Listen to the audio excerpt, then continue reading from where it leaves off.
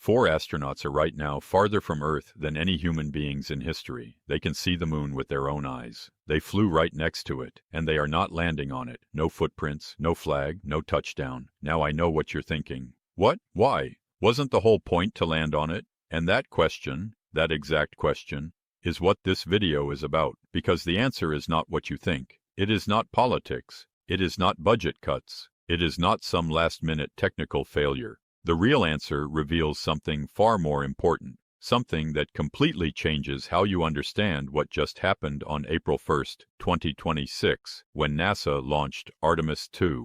Stay with me, because by the end of this, you won't just understand this mission, you'll understand why it might be the most important spaceflight since Apollo. On April 1st, 2026, NASA launched 4 astronauts aboard the Orion spacecraft on top of the Space Launch System. This is the most powerful rocket ever flown with a crew on board. The mission is called Artemis II. 10 days, 4 crew members, and its official purpose, straight from NASA, is a crewed lunar flyby. The crew travels to the moon, flies around it, and comes back to Earth. That is the mission, not a landing, a flyby. Now here is the part that makes this historic, even without a landing. At its farthest point, Orion reached approximately 756 miles from Earth. That number broke the record set by Apollo 13 back in 1970. These 4 astronauts are officially the farthest traveling humans in the history of our species. On April 6th, the crew performed the lunar flyby. They swept close to the moon, took high-resolution photographs, and made direct observations of the lunar surface, including regions of the far side that human eyes have never seen this closely before. So this mission is real. It is historic. It is happening. It just is not a landing. And there are 5 specific reasons why. Let me walk you through every single one. Reason 1. Orion is not a lander. It cannot physically touch down on the moon. This is the most important reason, and it is the one most people completely miss. The spacecraft carrying the Artemis II crew is called Orion, and Orion is not a moon lander. It was never designed to be one. It does not have the engines for a powered descent to the lunar surface. It does not have the landing legs to touch down. It does not have the systems to launch back off the moon. None of that. Not even close. Orion has one job: carry astronauts from Earth, travel through deep space, keep the crew alive, and bring them home through Earth's atmosphere at around 25,000 miles per hour. That re-entry alone is an enormous engineering challenge that most people completely underestimate. The heat, the speed, the forces involved. Orion was built specifically to survive all of that. But landing on the moon is a completely different problem that requires a completely different machine. Think of it this way. Imagine you are flying a commercial airplane over an island, and someone asks you, "Why didn't you just land in the ocean and dock underwater?" The answer is obvious. That is not what an airplane does. You need a submarine for that. Totally different vehicle, totally different engineering. That is exactly the situation with Orion and the moon. Orion is the airplane. The moon's surface requires the submarine. And the submarine is not on this mission. So the very first reason Artemis II is not landing. The vehicle in space right now is physically incapable of doing it. That was never the plan. Not for this mission. Not ever for Orion alone. Reason 2. A moon landing needs a completely separate landing system that is not ready yet. So if Orion cannot land, what does land? The answer is a human landing system.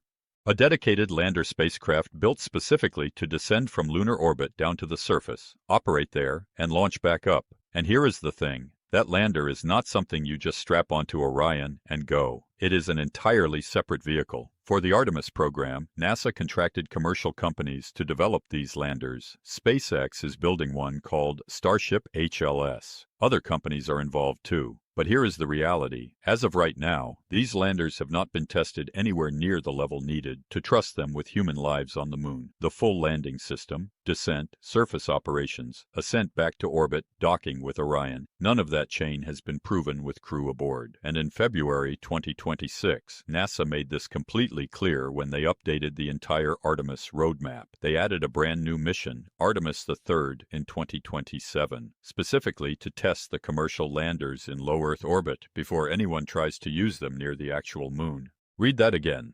NASA felt it was necessary to add an entire extra mission just to test the landers closer to home before attempting a real lunar landing with crew. That tells you exactly where the landing system stands right now. It is being developed. It is being tested. It is not ready for humans on the moon. And until it is ready, there is no landing. Simple as that.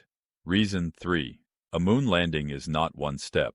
It is 11 steps and everyone has to work. Most people imagine a moon landing like this. You fly there, you go down, you walk around, you come back. Simple, clean, one motion. The reality in 2026 is nothing like that. A real Artemis lunar landing is a chain of 11 separate critical operations. And if any single one of them fails, the mission fails. And in the worst case, the crew does not come home. Here is the actual sequence. Step 1. Astronauts launch from Earth in Orion. Step 2. Orion travels out to the moon.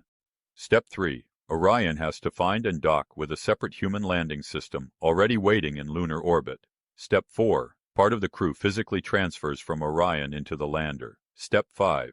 The lander separates and descends to the lunar surface under its own power. Step 6. The crew operates on the surface. Step 7. The lander launches back off the moon, which is its own enormously complex operation. Step 8. The lander has to find Orion again in orbit and dock with it. Step 9. The crew transfers back into Orion. Step 10. Orion fires its engines and begins the journey home. Step 11. Re-entry into Earth's atmosphere at 25,000 miles per hour and splashdown. 11 steps, 11 points of failure. And the further down that list you go, the more new and unproven the hardware becomes. Artemis II handles steps 1 and 2. That is it. Steps 3 through 11 require systems, hardware, and operational procedures that have not yet been tested with crew in the conditions they will actually face. This is why you do not just pile everything onto one mission, because if something goes wrong at Step 7, launching off the moon, there is no rescue mission, there is no backup. The crew is on the surface of the moon, 239,000 miles from Earth, and they cannot get home. You do not attempt Step 7 until you are certain about Steps 1 through 6, and right now, NASA is not certain enough, so they are building toward it carefully and correctly. Reason 4. This is the first time humans have ever been in Orion in deep space. You do not skip straight to the hardest part.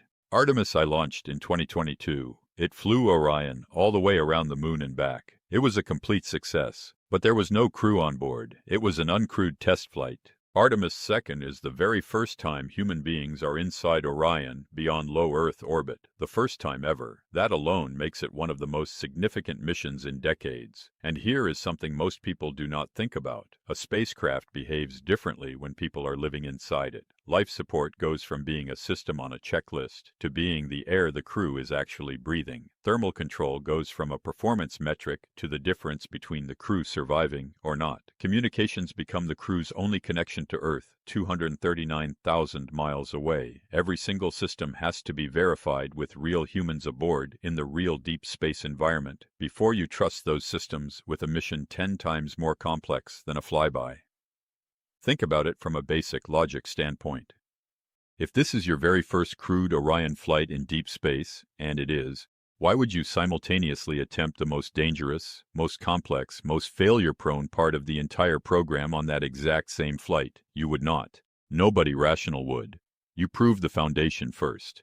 You make sure the vehicle works, the crew systems work, the flight profile works, and then you add the next layer. That is exactly what Artemis II is doing. It is proving the foundation. And without proving the foundation, nothing else that comes after it is safe to attempt. Reason 5. NASA officially changed the roadmap, and that tells you the full picture. Sometimes what an organization changes tells you more than anything they say. In February 2026, NASA officially restructured the entire Artemis program schedule, and the update is very revealing. Before the change, Artemis III was supposed to be the first lunar landing mission. After the change, here is the new sequence. Artemis II, April 2026. Crewed lunar flyby.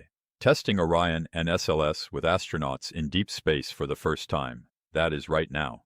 Artemis III, 2027. No longer a moon landing. Now a low Earth orbit demonstration mission specifically to test one or both commercial human landing systems in a safer environment before anyone tries using them near the moon. Artemis IV, early 2028. This is now the first actual crewed lunar surface mission. 2 astronauts will descend to the moon for the first time since 1972. NASA looked at the full picture, the hardware maturity, the testing requirements, the risk level, and decided that adding one more step before the landing was the right call. That is a significant decision. It means the agency was honest with itself about where things actually stand, instead of rushing to hit a headline date and putting crew in danger. And that decision perfectly explains why Artemis II is a flyby and not a landing, because the landing is not one step away, it is 2 steps away. And those 2 steps are being taken in exactly the right order. Why this mission is historic anyway. Before we close, I want to make one thing very clear. Artemis II is not a consolation prize. It is not a stepping stone that nobody will remember. It is genuinely, historically significant on its own terms. This is the first time human beings have traveled beyond low Earth orbit in more than 50 years. Since Apollo 17 in 1972, every human spaceflight has stayed relatively close to Earth. The ISS orbits at around 250 miles up. The Moon is 239,000 miles away. For half a century, that distance was only history. Now it is a live mission. 4 people are out there right now proving that humans can operate in deep space again, proving that Orion works with crew aboard, proving that the road back to the Moon is not just a plan on paper, it is real. And psychologically that matters enormously. Before you can normalize landing on the Moon, you have to normalize going back near it at all. Artemis II is doing exactly that. So why is Artemis II not landing on the Moon? Because Orion cannot land. Because the lander is not ready. Because a moon landing is 11 steps, and most of them are still being proven. Because this is the first crewed Orion deep space flight, and you prove the foundation before building the rest. And because NASA looked at reality honestly and added the steps needed to do this safely. That is not failure. That is how serious exploration actually works. The landing is coming. NASA has it scheduled for early 2028, and it can only happen because of what is happening right now. 4 human beings farther from home than anyone in over 50 years, proving every piece of the foundation that the landing will depend on. No boots on the lunar surface yet, but because of Artemis II, those boots are finally on their way. If this video helped you understand what is actually happening up there right now, share it with someone who thinks nothing important happened, because something enormous is happening, and most people have no idea.